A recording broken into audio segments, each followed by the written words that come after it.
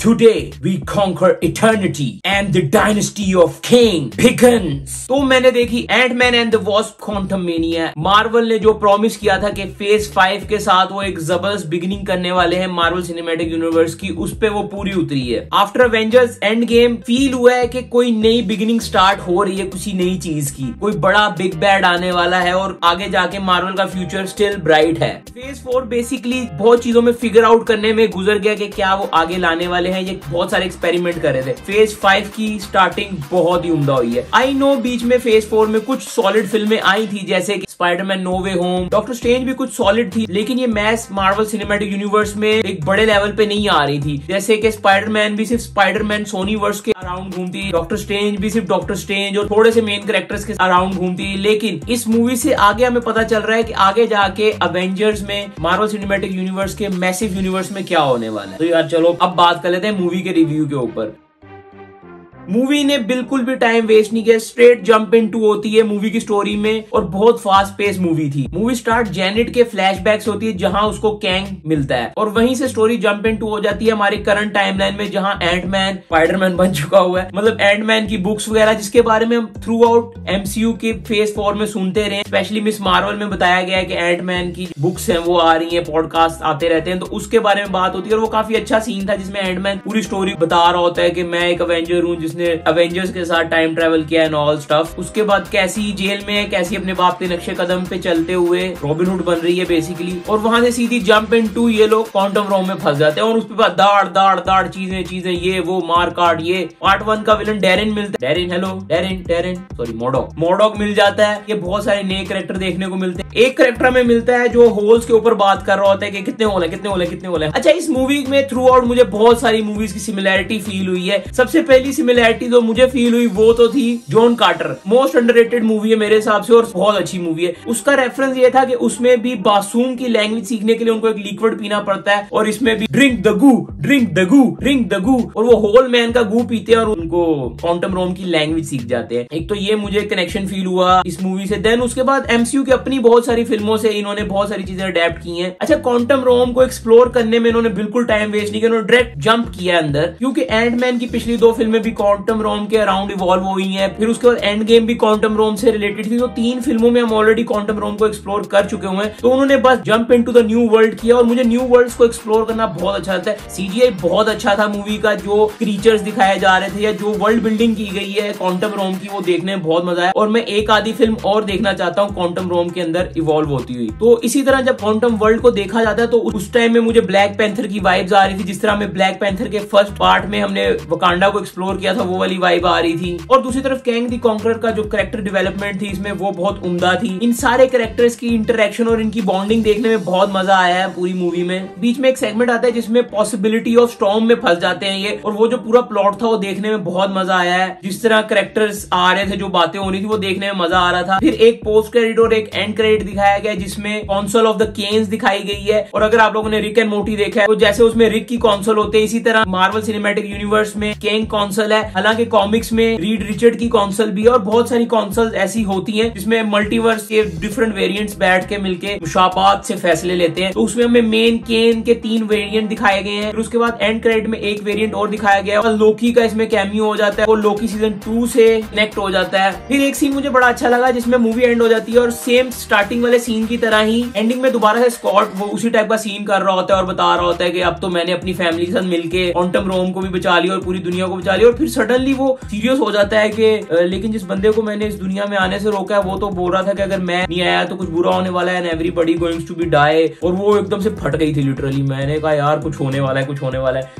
होगा, लेकिन उस टाइम में कुछ नहीं हुआ, लेकिन फट तो गई थी उस टाइम में। उससे थोड़ा सा पहले एक सीन आता है जिसमें स्कॉट बच जाता है और दूसरी तरफ कैंग, दोनों फाइट कर रहे होते हैं। वो सीन भी मजे का था। और फिर उसमें वॉस्प आगे बताती है कि टाइटल में मेरा भी नाम है तो मैं भी दुनिया को बचाऊंगी। तो फिर वॉस्प और एंटमैन मिल के उसको बचाते हैं। एक और प्लॉट चल रहा होता है एंट्स का, वो भी मजे का था। मूवी के वन लाइनर्स बहुत अच्छे थे और आपके दिमाग में स्टिक हो रहे थे कुछ डायलॉग। फिर एक सीन आता है जिसमें जेनेट को पहली दफा पता चलता है कि कैन के दिमाग में क्या चल रहा है। उस टाइम में जो गिवन फोर्थ होता है ना, उसकी डायलॉग राइटिंग बहुत अच्छी थी और दोनों की एक्टिंग भी बहुत टाइट थी, स्पेशली कैंग की। और उस सीन में जेनेट उससे पूछती है कि कैंग कैंग कौन है, तो कैन बोलता है who I need to be. उसके बाद वो बोलता है चलो मैं तुम्हें घर छोड़ दूं क्योंकि तुमने मुझे बचाया और मैंने तुम्हें प्रॉमिस किया है। जेनेट उससे पूछती है after that what are you going to do, तो बड़े शशके के साथ कैंग बोलता है विन। हालांकि उस टाइम में मैं सोच रहा था ये बोलेगा कॉन्कर क्योंकि कैन दी कॉन्करर है ना। उसके बाद दोबारा जब कैंग और जेनेट मिलते हैं तो उस टाइम में भी गिवन फोर्थ अच्छा होता है। हालांकि उस टाइम में भी मैं चाह रहा था कि एक दो डायलॉग डिफरेंट होते तो और मजा आता। जैसे कि एक सीन होता है जिसमें कैंग बोलता है कि time is broken and I am the only one who has the will to save it and for that if I have to kill few universes I am the only one who can do that sacrifice. इस type का dialogue होता तो आगे से Janet बोल देती I know one of a guy who thinks the same, his name is Thanos and what happened to him, कुछ इस टाइप का बोल देती। उसका कैंग सिर्फ यही बोल देता कि मैं ही वो बंदा हूं जिसने थैनोस को आइडिया दिया था ब्लिप वाला, और मैं ही वो बंदा हूं जिसने 2 बार स्कॉट को क्वांटम रोम से बाहर भेजा। पहली बार जब वो पहली मूवी में फंस गया था और दूसरी बार जब वो ब्लिप के टाइम फंस गया था, और फंसाया भी मैंने था ताकि वो ब्लिप से बच जाए और फिर वो बाहर जाके आयरन मैन को टाइम ट्रेवल का आइडिया बताए और iron man time travel introduce करे और फ्यूचर में जाके मैं वो टेक्नोलॉजी को यूज करके कैंग दी कॉन्करर बनूं। अगर ये डायलॉग उस टाइम में बोल दिया होता तो भाई रेफरेंसेस हो जाते और मजा आ जाता। अब थोड़ी सी बात कर लेते हैं इसके नेगेटिव एस्पेक्ट्स के ऊपर। नेगेटिव एस्पेक्ट्स में मुझे जो सबसे बुरी चीज लगी है, हालांकि वो मजे की थी, फिल्म के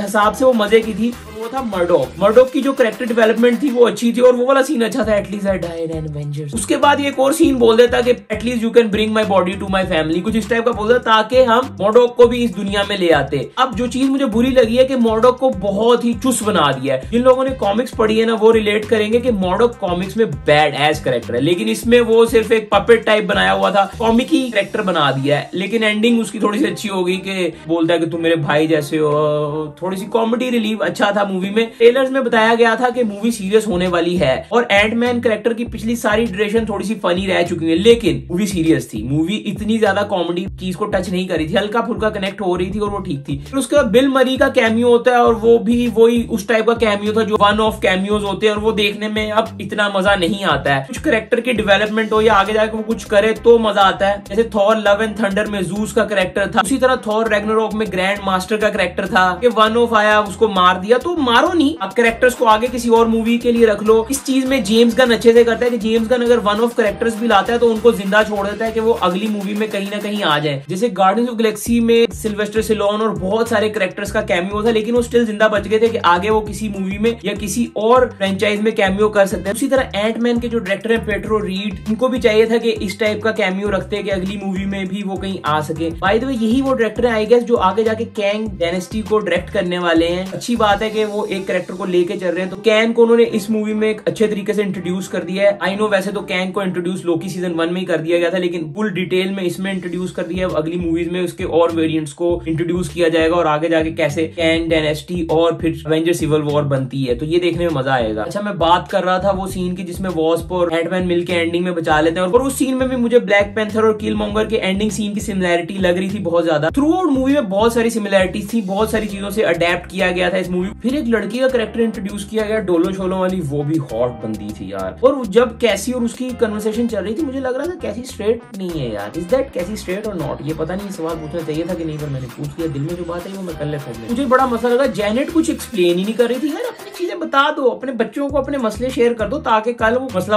हो, तुम मरवर जाओ तो कुछ तो बचाने वाले हो। अगर जेनेट ने पहले ही सारा ये कैन का प्लॉट एक्सप्लेन कर दिया होता तो आज ये इशू नहीं होता और ये पूरी फिल्म नहीं बनती। एक बैड एस्पेक्ट में एक और चीज के सीजीआई वैसे तो बहुत अच्छा था, लेकिन मॉडॉक का सीजीआई मुझे बहुत बुरा लग रहा था। उसका फेस वो वाली वाइब नहीं दे रहा था जो मॉडॉक की फेस की वाइब होनी चाहिए थी। जब ऊपर वो मास्क आया था तब ठीक था, लेकिन जैसे वो मास्क जाता था तो मॉडॉक इतना अच्छा सीजीआई नहीं लग रहा था, और अच्छा और पिक्चर परफेक्ट हो सकता था मॉडॉक का सीजीआई। ओवरऑल बाकी सीजीआई हर जगह अच्छा था, बस वहीं पे सीजीआई मार खा गया। और मॉडॉक के रोल को रिडेम्पशन दे दी, वो नहीं देनी चाहिए थी क्योंकि मॉडॉक बहुत बैडएस कैरेक्टर है मार्वल कॉमिक्स का। कैसी के कैरेक्टर को बहुत सारी डेवलपमेंट दी गई है, बीच में वो जायंट मैन भी बन जाती है, एंटमैन भी बन जाती है। और इससे मुझे एक और चीज याद आई, स्टार्टिंग में जब एंटमैन 3 अनाउंस की गई थी या इसकी डेवलपमेंट स्टार्ट हुई थी तो उस टाइम पे बताया जा रहा था कि यंग एवेंजर्स पे बेस होने वाली है ये movie, Ant Man and the young Avengers, कुछ इस टाइप का टाइटल होने वाला था इसका। स्लोली ये क्वांटम साइड पे ज्यादा आ गई और एंटमैन क्वांटम मेनिया हो गई है।